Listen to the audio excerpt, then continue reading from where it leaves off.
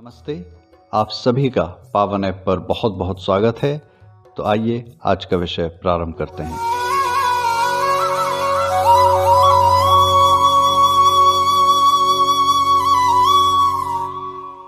सृष्टि में जो कुछ भी हो रहा है, क्या वह ईश्वर की इच्छा से हो रहा है?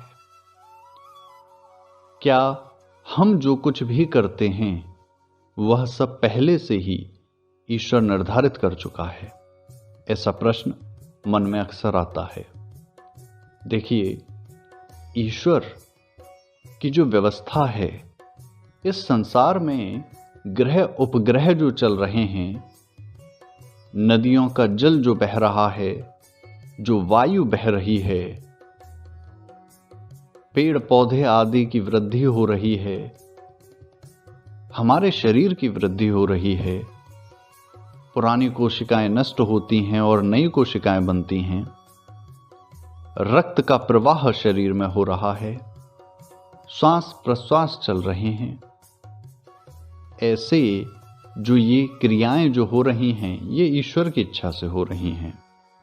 परंतु आत्मा को ईश्वर ने स्वतंत्रता दी है कि वह अपने कर्म, अपनी इच्छाओं की पूर्ति के लिए स्वयं अपने कर्म कर सके। स्वतंत्र है वो, परंतु स्वतंत्र है, स्वच्छंद नहीं है। अर्थात कि वह स्वतंत्र तो है, जैसे भारत का कानून कहता है कि आप जो चाहो कर सकते हो, स्वतंत्र हो, लेकिन यदि कुछ ऐसा करोगे जो कानून के विरुद्ध होगा, अधार्मिक होगा, तो आपको दंड दिया जाएगा। स्वच्छंद नहीं हो, मनमानी नहीं कर सकते। ऐसा नहीं हो सकता कि किसी की हत्या करके चले गए और आपको कोई कुछ न कहे। स्वतंत्र और स्वच्छंद होने में भी अंतर है, यह हमें समझना होगा। हम मनमानी नहीं कर सकते। उसी प्रकार ईश्वर ने कर्म फल व्यवस्था बनाई है। कर्म फल व्यवस्था कहती है कि जो भी कर्म अपनी इच्छाओं की पूर्ति के लिए आप करना चाहते हो,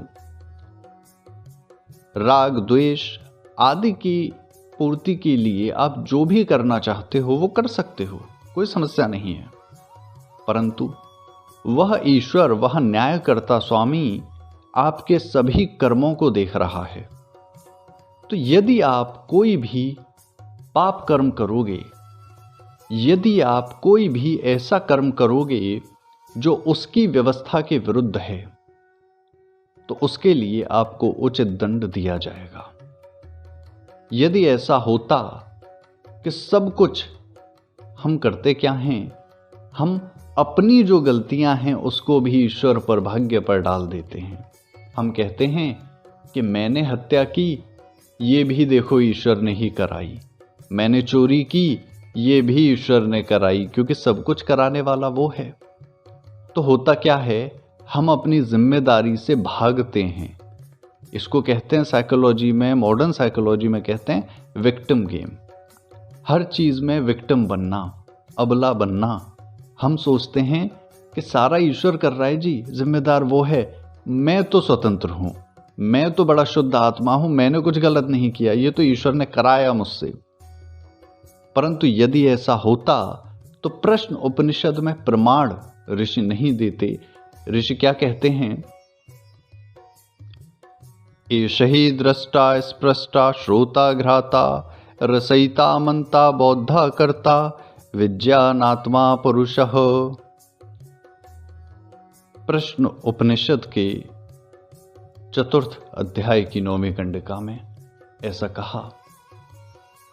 अर्थात ये जो आत्मा है, यही दृष्टा है, श्रोता है, करता है और भोगता है, फलों को भोगता है।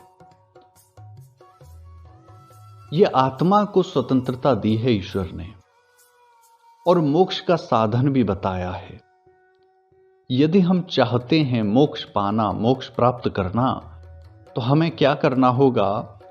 हमें सबसे पहले अपने कर्मों की जिम्मेदारी लेना सीखना होगा। ठीक है, गलत हो गया, उसका प्रायश्चित हो सकता है, परंतु ये गलती मैंने की है, मैं स्वीकार करता हूं, जिम्मेदार हूं मैं इसके लिए, और इसका जो दंड, क्योंकि जो भी कर्म किया है फल तो मिलना है उसका, ये तो निश्चित है, हम उससे भाग नहीं सकते, बच नहीं सकते। देखो, अगर गंगा नहाने से, हरिद्वार में गंगा नहाने से यदि पाप कट जाते, पापों से मुक्ति मिल जाती, तो वहां भैया ये न्यायालय, थाने, ये सब क्यों होते? हरिद्वार ऐसा शहर नहीं है जहां पर के पुलिस न हो, जहां पर वकील न हो, जज न हो। ऐसा है क्या? वहां पर पुलिस का होना, जज का होना, वकील का होना ये सिद्ध करता है कि गंगा में नहा लेने से मात्र आपके पाप कर्म कटेंगे नहीं, पाप कर्म तो भोगने पड़ेंगे। यदि हरिद्वार में चोरी करके गंगा नहा लेते हो तो ऐसा नहीं है पुलिस आपको छोड़ देगी, दंड मिलेगा। तो सोचो, ये पुलिस तो साधारण मनुष्य है, ईश्वर वो न्याय करता, वो अपने नियम कैसे बदल सकता है? तो जो भी कर्म हमने किया है उसका फल तो हमें मिलेगा, लेकिन यदि हम जिम्मेदार बनेंगे, अपने कर्मों की हम जिम्मेदारी लेंगे, तो उससे होगा क्या? हमारे मन में विवेक, ज्ञान जागृत होगा, हम अंदर से प्रकाशित होंगे, और भविष्य में हम ऐसा कोई भी कुकृत्य, कोई भी ऐसा कुकर्म करने से बचेंगे, क्योंकि ज्ञान आ चुका है, अंदर से प्रकाशित हो चुके हैं, संस्कार, शुभ संस्कार हमारे मन पर पड़ चुके हैं, केवल अपने कर्म की जिम्मेदारी ले लेने मात्र से। हाँ, मैंने किया है, अपनी इस इच्छा की पूर्ति के लिए मैंने किया है, और मैं मानता हूं कि ये बुरा कर्म था, आगे से भविष्य में मैं इस कर्म को कभी नहीं दोहराऊंगा, ऐसा मन में मैं शिव संकल्प, शुभ संकल्प लेता हूं। तन्मे मनः शिव संकल्पमस्तु। ऐसा यदि हम संकल्प ले लेते हैं तो उस कर्म का फल तो हमें मिलेगा भविष्य में, परंतु आगे हम ऐसे कर्म को दोहराएंगे नहीं, और धीरे धीरे हम देखेंगे हमारे कर्माशय में 100% शुभ कर्म हो जाएंगे और हमें मोक्ष प्राप्त होगा, और इस जीवन मृत्यु के चक्कर से हम मुक्त हो सकेंगे। इसी प्रकार अद्वितीय धार्मिक ज्ञान प्राप्त करने एवं ज्ञानवर्धक कहानियां सुनने हेतु हमारी ऐप से जुड़े रहें, और अपने मित्रों व संबंधियों के साथ भी इसे शेयर करें। धार्मिक ज्ञान को किसी से शेयर करना अर्थात पुण्य कर्म अपने खाते में जोड़ना है, तो अधिक से अधिक इस ऐप को शेयर करते जाएं और अपने खाते में पुण्य कर्म जोड़ते चले जाएं। ओम।